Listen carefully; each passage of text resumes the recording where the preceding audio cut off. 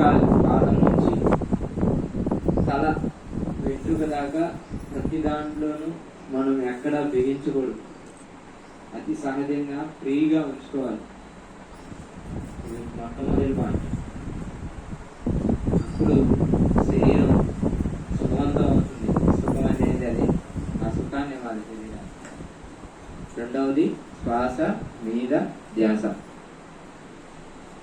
సహజంగా జరిగే ఉచ్ఛ్వాస నిశ్వాసం గమనిస్తూ ఉండాలి.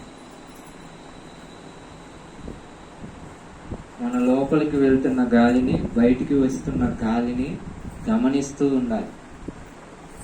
ఎంత చక్కగా గమనిస్తే అంత చక్కగా మనం లోపలికి వెళ్ళగలుగుతాం.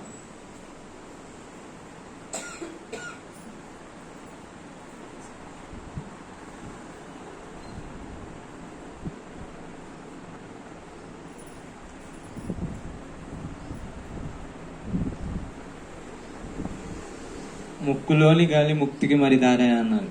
కాబట్టి ఆ ముక్కులోని గాలిని మనం పట్టుకోవాలి.